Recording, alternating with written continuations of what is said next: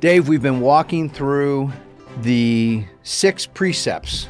The 6 precepts of the Declaration of Independence. These are like the 6 big, grand, key, core, foundational concepts and premises of the Declaration of Independence as a document, but really the 6 key precepts of a free regime. I mean, this is necessary if you want freedom anywhere, and it's really at the core of what the Vino Veritas Society stands for, what it represents, what we're trying to remind Americans of these 6 precepts and more, really shape a culture around these 6 precepts. And we've gone through the first 3. The first one, arguably, in a way, is sort of the most foundational one because it's the premise for the whole conversation that follows. It's the precept of truth, the idea of objective, especially objective moral truth, that there are moral facts, objective moral facts in the world that are not merely feelings or prejudices or opinions. There are objective moral facts, just like there are objective physical facts, and someone can deny them, dispute them, not believe them, but that just means the person's wrong. Right. Like the person who rejects the idea of gravity, says, I don't believe in gravity, so I'm going to go jump off a building and fly away. They can say that, and very quickly they're going to be reminded that gravity actually exists, and as they fall down and splat on the ground. Or even more simply, the people who somebody who says 2 + 2 does not equal 4. That's right. Right? It is an objective fact. Yeah. If I have 2 things and I have 2 more things and I put them together, I have 4 things. And that's not a feeling, right? That's not your feeling or your prejudice. That's an objective fact. And in a way, that's the premise of the Declaration of Independence, is that there are objective moral truths, objective moral facts woven into nature, into human nature. We can study human nature and we can actually discover certain things that are good for human beings, things that are right, that are just for human beings. In fact, this is the subject of not only a famous philosophic text, but in a way the mother of all philosophy, Plato's Republic. Sure. The whole book is a discussion about justice. And Socrates is there with some of his friends. And what they're trying to figure out is justice this real objective thing that we can study and discover and know? Or is it just an illusion? Is it just a matter of people, different people have different feelings and perspectives about what justice is? That's the entire framework there. And in a way, this is the challenge of our modern world. So many people, and it cuts across political lines, so many people assume that moral judgments or any notion of what's morally right is somehow subjective. It can be distilled down to a hunch, a feeling, a religious connected emotion. That's a really important one, right? These moral facts. It doesn't matter if you agree on religion. It doesn't matter if you agree on belief. These are facts. They exist across religion, and they exist even if you don't believe in religion. If you're an atheist, if you don't believe in any at all, it doesn't change the fact that these are morally objective facts. In fact, I'll even take it another step forward. It means some religions are false religions. If a religion teaches that murder is right, well, then that religion it's a false religion. That religion is mistaken, right? Because murder's not. It would be the same thing if a religion taught 2 + 2 = 5. Right. We would say, well, there's a problem with that religion, right? Because that's not actually true. Same thing with these moral facts. I'm picturing a religious organization. I'm not going to go so far as to call them a cult. Okay. But a religious organization sitting there and saying, if you don't follow what we tell you is good, gravity's no longer going to apply to you and you're going to float away. Right? I mean, isn't that essentially what we're saying? Yeah. If gravity isn't a fact, if there aren't things that are factual in this world, right? If you don't listen to us, gravity is only a fact for those people who believe in what we believe. Right. And, some of those things our listeners might think, well, that's kind of silly and far off. Well, here's something that's not silly. There certainly have been religions that have promoted practices like human sacrifice. A religion that says our gods demand from us that we take a young woman and mutilate her and murder her in front of her family and everyone. That's an immoral religion. That's a religion teaching false things, moral falsehoods, moral lies, rather than the moral truth. And this is a great challenge in our modern progressive world, is trying to recover this premise that there might actually be objective moral truth. And I'm going to take us into precept number 2 with that comment by saying that if you're in a religion, that the person on the pulpit, who whatever that is, I don't even want to go into details, but the person on the pulpit who's preaching, right?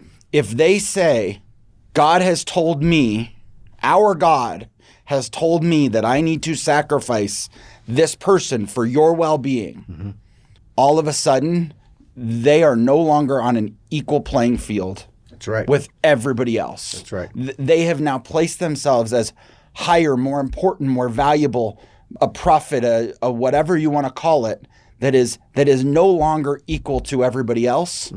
And now you don't have equality in society. I don't do this often, but I'm gonna bring in a little Kantian language and Kantian concept, because I think it applies very nicely here. Kant made the argument that every human being should be considered, viewed, treated as an end unto themselves, not viewed as a means. In the scenario you just described, right, the priest, the prophet standing up there on the pulpit is treating the human being to be sacrificed as a means. We're going to use that person for our benefit. God will look kindly on us and give us blessings and favors if we slaughter and murder that person over there.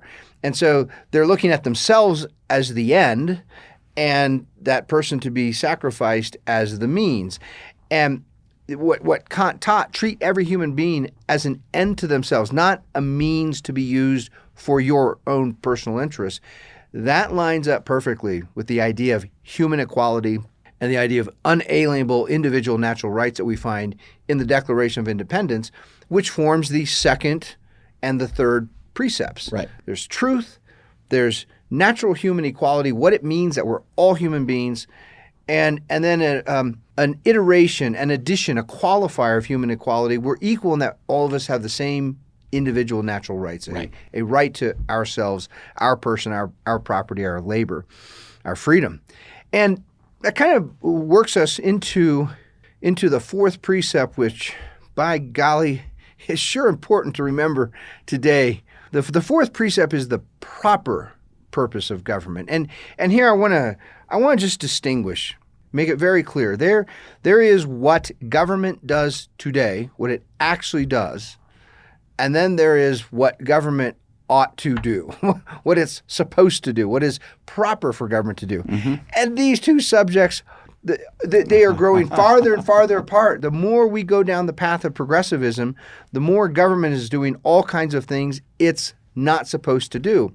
And so, sort of looking at this from an Overton window point of view, in order to figure out what we should be aiming for, what we should be lobbying for with our own government, we got to at least know the goal. And that means we do need to have an idea of the proper purpose of government. And that's why this is the fourth precept of the Declaration of Independence, the fourth precept in the Vino Veritas Society. And it can be boiled down as simply as this. And it's going to sound so simple that there are going to be some listeners who are going to say, well, that's obvious, duh, or that's easy to understand, and yet it's radical. Yeah. It would scare the boots off of most politicians today. The proper purpose of government is to protect those individual natural rights that every citizen of our regime has, because they're all human. And to That's protect them equally. Equally. Because we are all equally human. That's right. They should protect them all equally. That's right. So what does this mean? It looks like at one level it means, first of all, the whole premise of this precept that the proper purpose of government is to protect our equal individual natural rights. The premise is that the world is a dangerous place. We have these natural rights. I have a rightful claim to my person, my freedom, my property, anything I make. So do you. So does every other human being. The problem is our rights aren't very secure. There are bad people out there who want to come and hit us over the head or take our stuff away that we made, violate our rights somehow, steal from us somehow. And this leads to the need for government. Are you saying that all people aren't always good? They're not always good. They're not angels. And here's a shocker. Human beings are not angels. And that includes human beings in government offices. They're not angels either. And so immediately, we haven't really even gotten into any details of how government is supposed to protect rights, but immediately we see this dilemma. And it is a genuine, this is the philosopher Leo Strauss called this a permanent problem. This problem never goes away. It can never be solved once and for all. And that is, government is both necessary and it's always dangerous. Always, because who runs government? Who's in the government? Who staffs the government and exercises government power? And the answer is human beings, the same non-angelic beings as the rest of the human population. And those human beings often share a lot of similar traits that drive them to want to be in government, to want to have access to legalized force. Yep. I would encourage people to go back and think about, what would this person be doing in their normal life? Government wasn't an option for them. Let's say this person never got elected to government. This person never had access to run for government for some whatever reason. Yeah. What would that person be doing in their normal day-to-day life? Yep. And it's an interesting thought experiment when you talk about somebody like Joe Biden, because could we even know? He's been in government his entire adult life. His whole adult life. That's right. So we have no idea what kind of a normal citizen Joe Biden would be. I am 51 years old, and Joe Biden has been in government nearly almost the entire time I've been alive. Yeah. And so, well, in fact, let me run with that thought a little bit, and we'll further develop here this idea of the proper purpose of government. So if we say government's purpose is to protect our natural rights. Now, our natural rights, we're not talking about artificial, conjured entitlements. You don't have a natural right to someone else's labor or someone else's property, which means there is no natural right to free housing or to free education or to free healthcare. These aren't natural rights. And make sure we take that to all the way to all of the steps that we've talked about in the past. That also means you don't have a natural right to other people's ideas. Yeah. You don't have a natural right to the things that they think about, that they conceptualize, that they research and design in their own head, whether it's a product, whether it's a how to use an existing product, right? So if I'm sick and you are researching some medical cure, some medicine that will cure the thing that's making me sick, I don't have a right to what's in your head, right, to the research. I can offer to buy it from you. I can say, hey, Dave, I'm sick. I hear you have some medicine that might help me. Could I trade something for some of your medicine? And if you agree to it, we might trade. But I don't have a rightful claim. I certainly have no right to point a gun at your head and say, give me that damn medicine you made, right, or I'm going to punish you. Nor does government have a right to do that. That's right. And the thing to remember in all of that is, unless I'm researching that because I have the same illness, if you're going to force me to give it to you because you have a right to it, I'm going to say, oh, that's a fun idea. I'm going to go figure out something else to do, though. Right. Why would I invest my time, my energy, my effort, my work, my money? If I'm capable of doing that, I'm probably capable of doing other things. Well, in fact, let's make it a little more real. If you're actually researching a medicine, chances are you and some fellow investors are risking many millions, perhaps even billions of dollars. You are hiring research scientists. You are building elaborate, expensive laboratory settings and facilities, all these things. You're risking that. Why are you risking all that? Because you're hoping to make some money on it. You're hoping to make a profit off this. If you know in advance that government's just going to come and take whatever you produce, whatever the results are of your research, well, you're just not going to do the research to begin with. And let's talk about what that profit is. That profit is not just, I just want more money because I'm greedy and I want more money. That profit is, I'm creating something so that I can get something of value in return. And I can use that something of value for something else I need or want. I actually heard a conversation this morning on one of the business news channels with Charles Payne, who's one of my more favorite commentators. Okay. And Charles Payne is making a pitch about his upcoming symposium on the preservation of capitalism in America, and that capitalism is under attack. And he still felt this need to qualify. Now, capitalism could be improved, but it's still better than the alternative. Yeah. And I said, don't do that. Yeah. Capitalism is the moral high ground. Yeah, Capitalism is pure morality. It's morally, objectively true. It is one of the precepts. It is this idea that if I create something, it's my property. Right. And if you want it and I want something in return for it, we can make that trade. And We that's negotiate. totally, that's the only way society can be equal. And moral, right? It begins with we're each secure what belongs to us, what each of us produce. One of the challenges there, and I don't want to go too far down this rabbit hole in this conversation, but I'll throw it out. One of the challenges, I think millions of our fellow citizens, when they hear the word capitalism, they have in their mind this image of some corrupt crony system where certain businesses, in some case entire industries, that are very politically connected. They're connected to members of Congress or people in government, Right. and they get special tax breaks that other businesses don't, or they get exemptions from regulations that other businesses don't, right? And they see that as capitalism, when the truth is that's turning capitalism on its head, upside down. That's the opposite of capitalism. Correct. That's cronyism. That's cronyism, and that's inherent to progressivism. That's right. That's inherent to a growing government that goes beyond the fourth precept of the proper purpose of government. Capitalism, in fact, capitalism here, I'm going to say capitalism is synonymous with the proper purpose of government. Correct. If you understand capitalism properly, what it really is, you understand the idea of capitalism, and you understand the idea, the principle of the proper purpose of government, it's the same thing.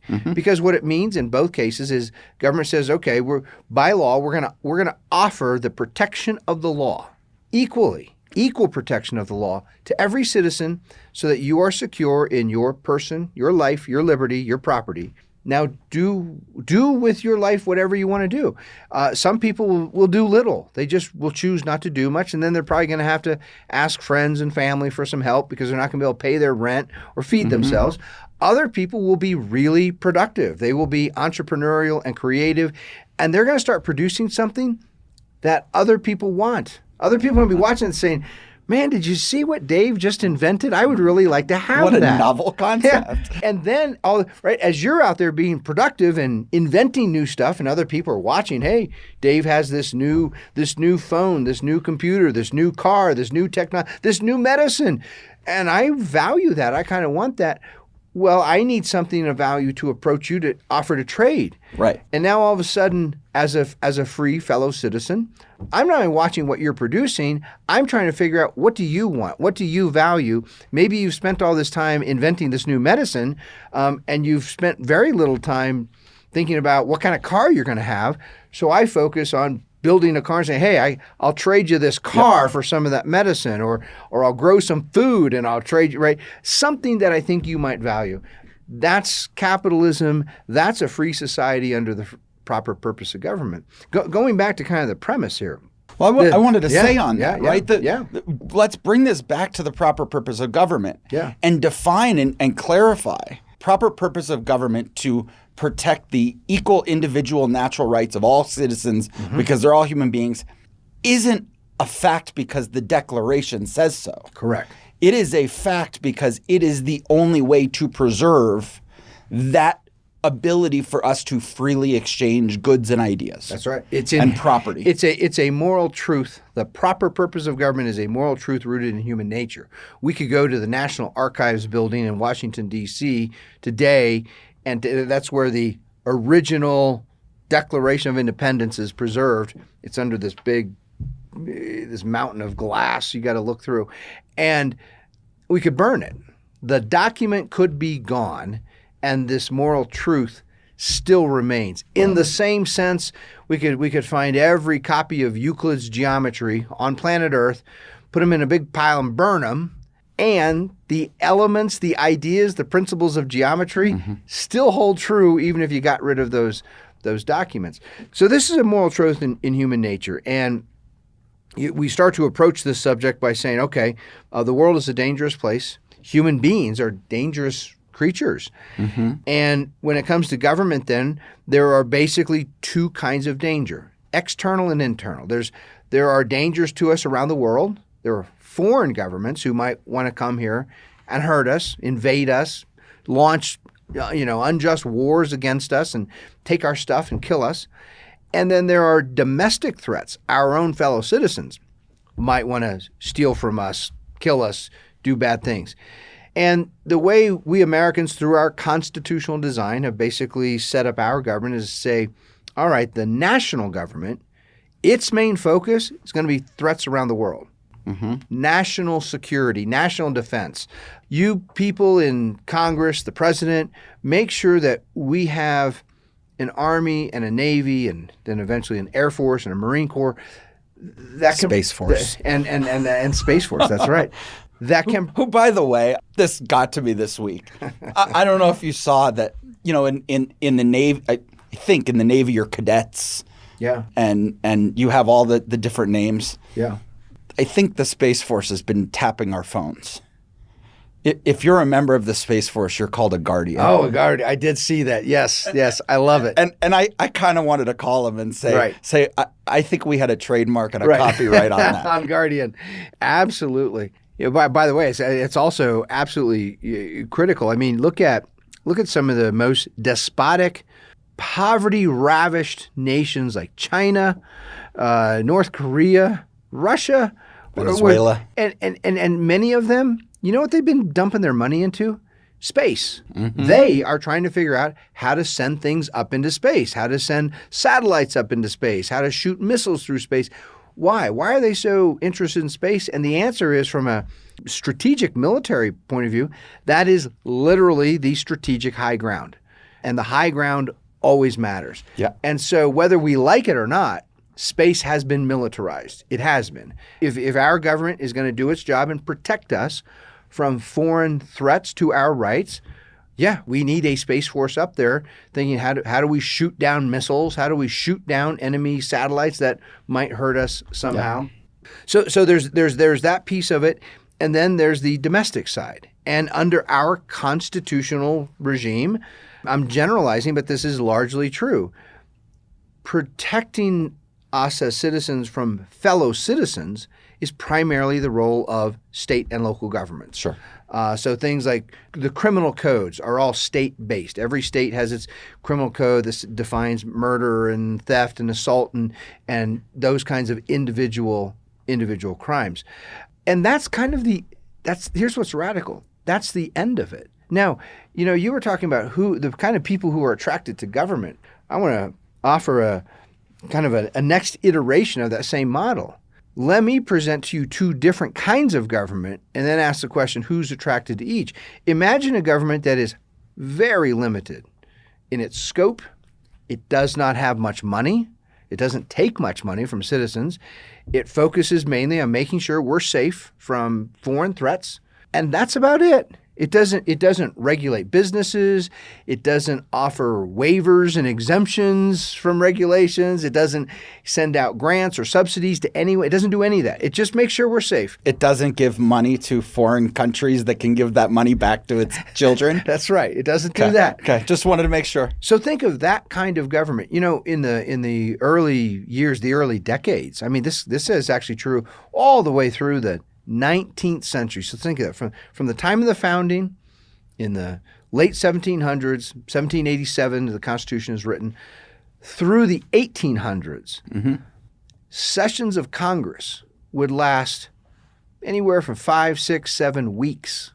And that was it. They would go meet in Congress for a few weeks. Usually it was at the beginning of the year. Very often they used to start a new session of Congress in the week between Christmas and New Year's, late December. And by February, they were finished. And they all went home. They went back to their businesses, their farms, their homes. Congress was not in session most of the year because the federal government was very limited. What kind of people are attracted to participate in that government? That's genuinely a sacrifice because it means, well, you're going to have to take 7 weeks and be away from your business, and you're not getting paid much either, Nope. if anything. Versus, I want to talk about who is attracted to that. It's not just, I'm going to be a selfless human being. Yeah. Right? It's somebody who says, in a world of private property, in a world protected by private property, I see the opportunity for me to go home and be successful the other 45 weeks of the year. If I'm in Washington, D.C. for 7 weeks, making sure that private property is being protected, that people's individual natural rights are protected, then when I go home for those other 45 weeks I'm safer. a year, I'm safer. My business can remain effective. Yeah. I can freely trade with my neighbors. I can grow whatever I want to on my farm. I can practice law. I can do whatever it is that I do to be a productive member of society. And I can go do that. And it's critical to me and to my ability to be self-reliant and self-governed to ensure that that is maintained. yeah, no, that's absolutely right. And so, and so when you think of, one of the great insights of modern economics is the insight into incentive. Really focus. The best economists are always thinking about incentives. Sure. What are the incentives people have before them? When government's very limited in scope and power and resources, the incentive there it's a very different thing. It attracts different kinds of people with different purposes than a huge, sprawling Leviathan subsidy state like we have today, where Congress, for example, is in session virtually all year long. They have a short little recess in the summer, but basically they're there all the time. And the only thing they're doing when they're in recess is they're going home and campaigning. That's right. Raising money and campaigning. Raising money and Absolutely. campaigning. They are full-time congressmen. Right. Right? They're no longer, I have a business or my family has a business and we run it Right. 45 weeks out of the year. Right. I am a full-time political animal. Yep. And a government that now oversees, controls, regulates virtually every aspect of our lives, virtually every organization that is out there, every business, every charity. And not only does it regulate and control, it also subsidizes. And that then incentivizes lots of bad behavior. People who don't want to be regulated start coming and basically they want to buy from the political class, buy exemptions. Will you not regulate my business so heavy? In fact, you know what I'd really love, Mr. Congressman? If you would give me a waiver so that the regulation doesn't apply to me, and go stick it to my competitor down the street. Go apply that regulation, enforce it extra brutally hard on him, because that gives me an advantage as a business person. Or as we've talked about, and I think this is important because we've had some members of the Vino Veritas Society struggle with this idea a little bit.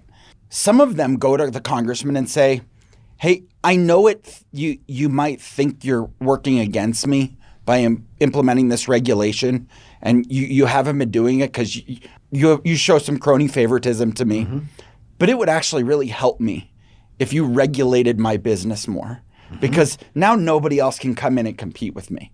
I have the money now. I'm big enough. I have enough revenue, and I have all of these things that I can be successful through all of these regulations. Yeah. So will you please start really regulating my business, because then I'll never have any competitors. In fact, I'll tell you how this works. I talk about this in my book, Save the Swamp. How this works in practice. Suppose you are the federal government. Suppose you're the EPA or a regulatory agency like that. And you are regulating gigantic chemical companies, and these chemical companies are doing cutting edge research.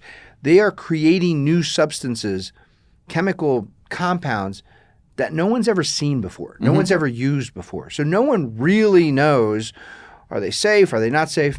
And here's the government who says, okay, our job is to regulate that, but they're dealing with advances in technology and science that we don't know. So guess who the EPA hires as their regulators? The chemists who were working at, Dow Chemical Company or Johnson & Johnson. Right. They then get hired, or they voluntarily come and sit in the regulatory meetings about what the regulations are going to be, because they're the expert. They truly are the experts. The scientists doing that cutting edge research, they know what the chemistry is and everything else. So you get this sort of enclosed loop where the businesses that are supposed to be regulated are actually sitting in the rooms making the regulations. And when they're making the regulations, they make sure that the regulations are going to help give some benefit to their company and put the squeeze on competitors. At the same time, if you have this enormous regulatory subsidy state that is handing out grants of money, handing out money to foreign governments, handing out money to businesses, handing out money to charities and schools and museums and on down the road, now all of a sudden all those groups, all those individuals, all those foreign governments have an incentive to try to buy or bribe some of those gifts. There's a prominent example for the whole world to see in the man who's about to become the next president of the United States. The federal government, when Joe Biden was vice president, the federal government was offering big bundles of cash in foreign aid to many, many different countries. And the Ukraine was ignored. Ukrainian government wanted one of those subsidies, one of those grants, and they weren't getting it. And so they said, look, this happened right in front of our eyes. Hey, Joe Biden, we'll hire your son at one of our, and Ukraine is an oligarchy. Ukraine is not a free capitalist. All their big industries are totally controlled by their government. Right. So they said, we have this government-controlled oil and gas company. We'll create a position for your son, and we'll channel, some ridiculous number, $50,000, $100,000 a month to your son if we can get one of those, right? Now all of a sudden they have Joe Biden's attention. Joe Biden's thinking, well, that's a pretty good deal for my family. Yeah, now maybe we'll give you that grant, Ukraine. Right. And that's how the corruption gets incentivized. So you look at this big progressive subsidizing regulatory state we have today and ask, who's attracted to that? And what are their incentives? And it's all very bad, because when government moves away from its proper purpose and starts to do things it shouldn't do, like confiscate wealth from some and distribute it to others, or to control and regulate and squeeze people in organization it's not supposed to regulate, it transforms the entire incentive system. Well, people are no longer equal. That's right. Right? The government is changing equality among people. And let's really make sure that's clear. If I'm a private citizen and I was acting as a racist in the 1940s and 50s and 60s, I couldn't do a whole lot of harm to people. If I did anything physically harmful to them, if I stole their property, if I injured them, if I murdered them, I'm breaking the law. I'm violating their natural rights, and I deserve to go to prison for that, no matter what. Right. And in some places you would have gone to prison. In other places, controlled by Democrats, you maybe wouldn't be. Right. But still, the extent of the injustice and the damage you can cause as an individual is fairly limited. But the point you made about in some places I wouldn't have, right, is because government wasn't acting in its proper purpose. Exactly right. And the minute government starts deciding who is more equal than others is the minute it violates its proper purpose, and that's the minute that people start to no longer be equal, because the government is playing games with people's lives. Let's make that really clear. If government is doing its proper purpose and it is offering equal protection, and that means if you go out and try to assault or murder or steal, government's coming after you. It's going to, if it can catch you, it's going to arrest you and punish you because you violated the rights of others. Then the damage, the injustice you can do is greatly limited. You're on the moment you commit that first injustice, you're on the run. You're trying to hide from law enforcement, hide from government. So it's a very limited scope of injustice. But once government ignores or betrays its proper purpose and says we're going to use the government for that injustice, rather than just have individuals committing, racial injustices or any other kind of injustices, government is going to commit the injustices. That's when we get death camps. Yep. That's when we get gulags. That's when we get injustices on vast scales where the atrocities are counted by the thousands or the millions. It's also where we get, that's the huge, terrifying end, but it's also where we get mass incarceration of certain groups of people. Right. Justifying it through, this neighborhood has more crime. Right. So let's add more police and let's enforce the law more strictly here than over here. Right. We just elected somebody president. In all likelihood on January 20th. Right. We are going to inaugurate a new president who decided that this group over here commits more crimes on average, and therefore I want to incarcerate more of them. Never mind the long-term damage that's going to do to that community. Yeah, no, that's absolutely true. There's also, I want to talk about some other features of the proper purpose of government. A genuinely constitutional government that's doing its proper purpose. First of all, it is staying within the limits of the Constitution, which means it's a government that exercises only the powers we the people have delegated to it.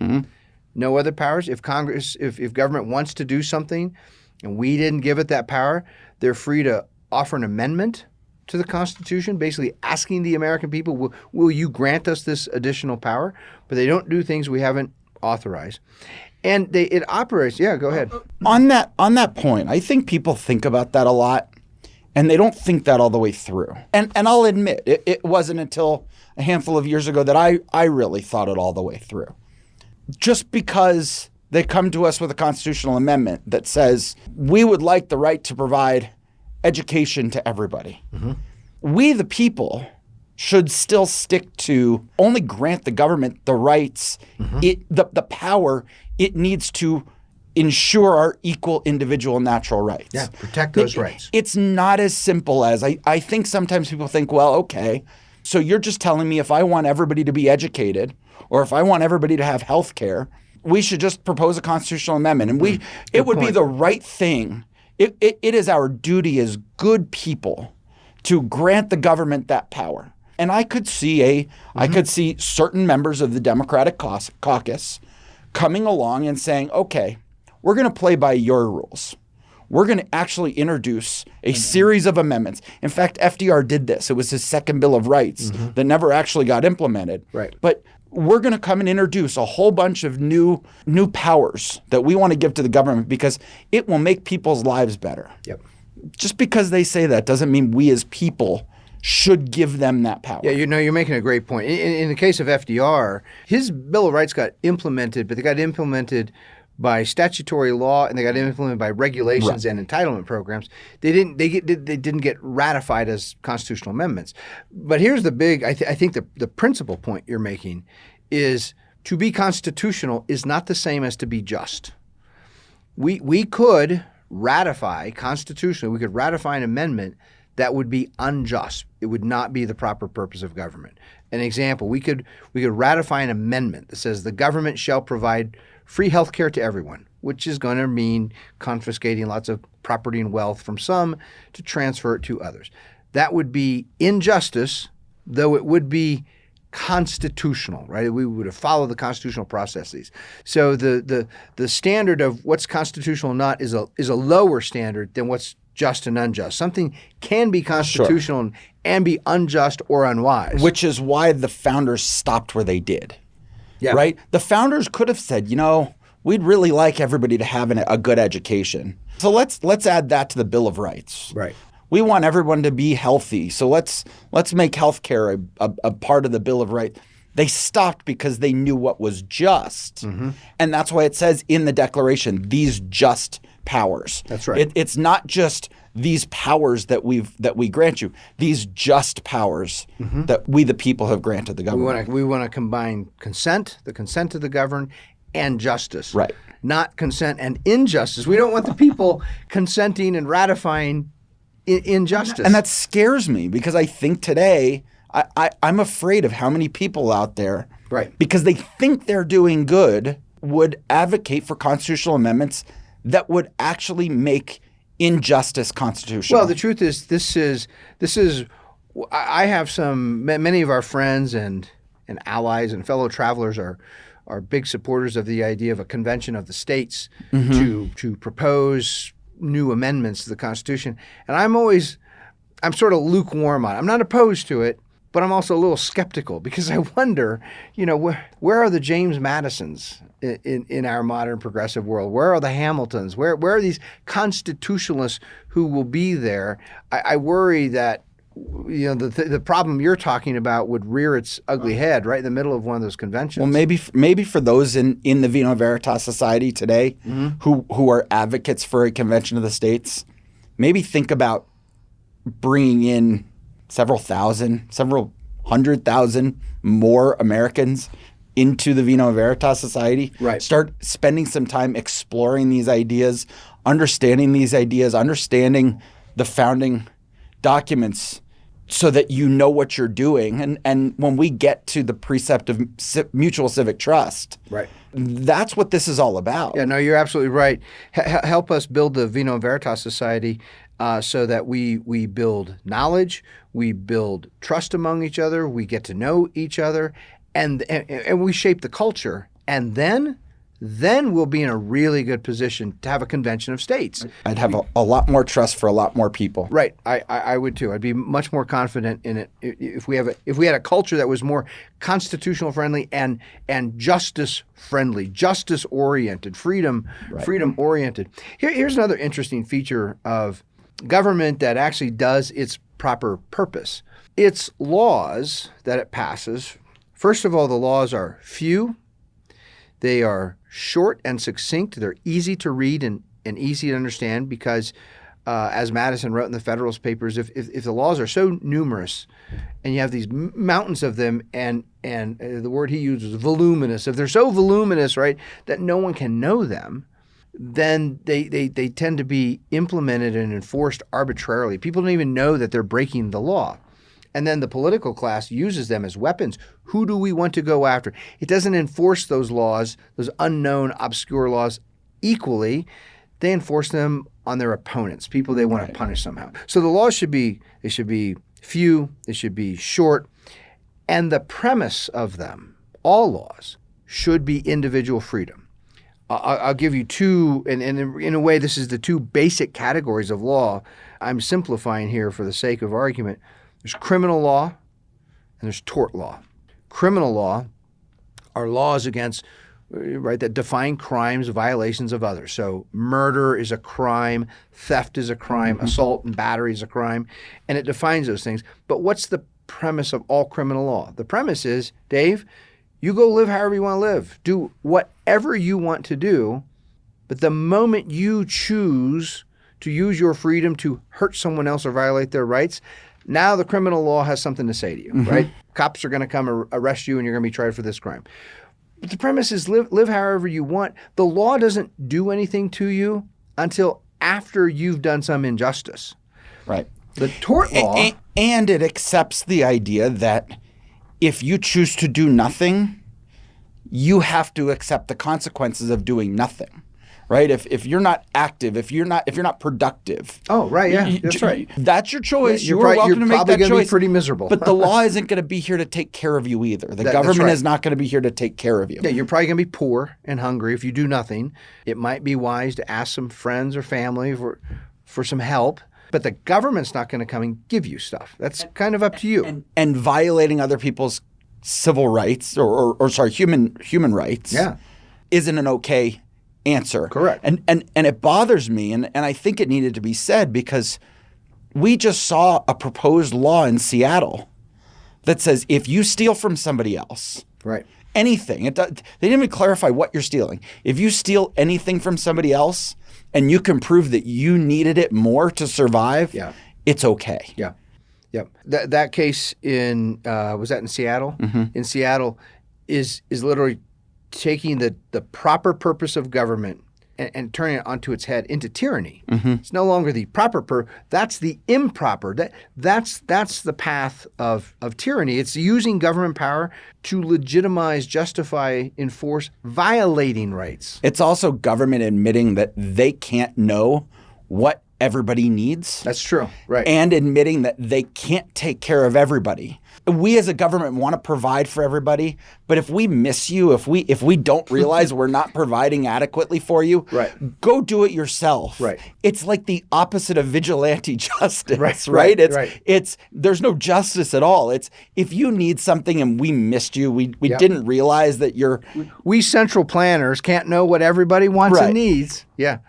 So when you look at these two bases of laws, right? There's the criminal law, there's tort law, which again, the premise is freedom. The premise is go do whatever you want, use your property however you want, run your household, run your business any way that you want to, unless and until you act in a way or you use your property in a way that you damage someone else.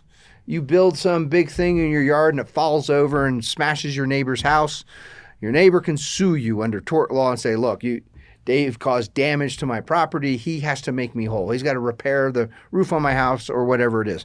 Again, under tort law, the law doesn't do anything. It doesn't kick in. It doesn't affect you until you've done something to harm someone else, cause damage to someone else.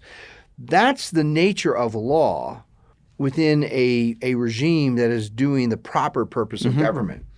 Now think of how we live today. Most of what we call law, the vast majority of it, it's not law at all. Congress, at the federal level, Congress only passes a couple hundred laws each year on average.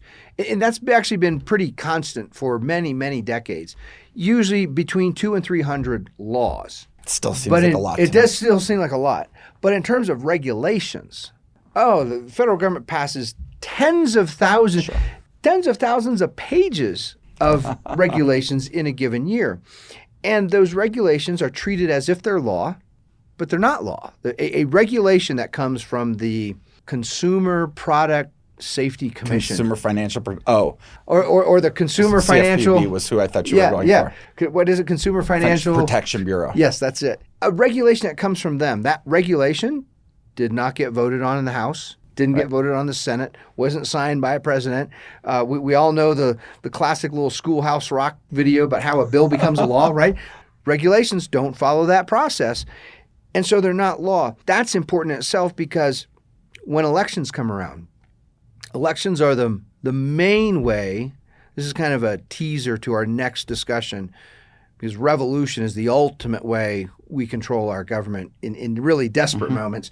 But short of that, the way we usually control our government is through elections. And that's why we want our laws being passed by elected representatives because then we can judge their work at the next election. What do we do at an election if the Consumer Financial Protection Bureau, thank you, that's always a tongue twister for me, if they issue truly bad, wrong-headed, mistaken, unjust regulations, who do we vote for or vote against at the next election? For most citizens, it's not clear. They don't know because they're voting for members of Congress or they're voting for a president. The bureaucrats in that agency, they're not elected. They're not accountable to us. And there's an even worse problem with this progressive government by regulation that is a complete violation of the purpose of government, where the premise of law, real law, is freedom. The premise of regulations is suspicion and control. Regulations say, we bureaucrats, suppose you're a business owner and I'm the regulator, I'm the bureaucrat controlling your business. I write regulations that say, I'm not waiting for you to hurt somebody. You shall be in compliance with me. And the burden of proof is on you. In a criminal case, right, if government accuses you of assault and battery, You don't have to say anything. Right. The burden of proof is on government to prove, to demonstrate that you actually assaulted someone. And if they can't prove it, you don't get convicted of assault. But with regulation, turns the burden of proof on its head. Now all of a sudden the burden of proof is on you to prove you're innocent by the process of compliance. If you fail, and compliance is not just a one-time thing, right? It's over and over and over. Every reporting cycle, you have to prove you're innocent by proving you're in compliance. If you ever fail to submit the right forms to the right bureaucrat on time, instantly it triggers a verdict of guilt. You must be guilty of some wrong. We're going to fine you. Maybe we'll shut down your business. You could even land yourself in prison, not because you hurt anyone else's rights or violated anyone else's rights, simply because you didn't prove your innocence by being in compliance. The whole premise of regulation is suspicion and distrust. It's those in government, unelected bureaucrats, saying, we don't trust you to make your own choices. We don't trust you to run your own household or run your own business. We're going to tell you how to do it, and you have to demonstrate to us that you're following these examples. In my mind, that whole model of regulation, it's the model of a suspicious, controlling husband who doesn't trust his wife and says to the wife or the girlfriend, you're going to tell me who did you talk to today? I want to see your phone records and see who you called and who called, and I want to see your texts, and I want to know all the details, but you don't get to know, you, the girlfriend, you don't get to know who I talked to today. You have no idea how I spent my time. I was just watching a series on Netflix over the weekend. The bad guy in the show had a little daughter, and the wife had been gone for a while, and he left his 7-year-old daughter home alone overnight one night while he was out committing crimes. And he gets home and she says, Daddy, where were you last night? And he says, honey, you ever want to get married? She says, yeah. He says, don't ever ask a man what he was doing. That's the guy, right? That's the guy. This is the bad guy in the show. This is the murderer, thief, everything else in the show. I mean, he is the bad guy in this show. And that's the line he came up. Now how many millions of Americans today would look at that character and that scene and be repulsed by it and say, what a jerk, right? That's a terrible thing to say to his daughter. That's a terrible thing to treat a woman that way, right? Most fellow citizens would agree that's terrible. And yet that model, I will do what I want to do and control you, but you don't ask me what I'm doing. That's the model of bureaucracy. That's the model of modern progressive regulation. And those bureaucrats, we're not equal. Right? You want to tell me it's a truth that all people are equal? Then you can't have those bureaucrats, because those bureaucrats can do things to me that you can't do to them. But do you think if somebody who works for the IRS screws up on their taxes is going to get audited by the IRS and thrown in jail? No, in fact, just the opposite. When regulatory agencies screw up and hurt people. We had a famous example right here in Colorado, about 5 years ago? The EPA came out and polluted an entire river. Right. The Animas River turned it bright yellow and orange. When government agencies abuse their own power or misuse their own power and hurt people and violate rights, most often the result is that they get bigger budgets. Right. Let's save the swamp. That's your book. Because they go and they say, look, they go to some hearing in Congress and they say, we did screw those things up. It's because we don't have enough money and we don't have enough resources. Right. And progressive members of Congress cannot imagine any solution other than let's increase the size and increase the budget of these regulatory agencies. So all of the point is, the big point here is, we have this gigantic government that's not merely big, it's not merely unconstitutional, it's unjust because it is not doing the proper purpose of government, it's doing many improper purposes of government, which includes violating the rights of many citizens. And at the foundation of that, it is unjust because it's creating inequality among the citizens. The government has the easiest ability, is really the only group that can create inequality in society legally. Legally. Right. And that's what our government is doing.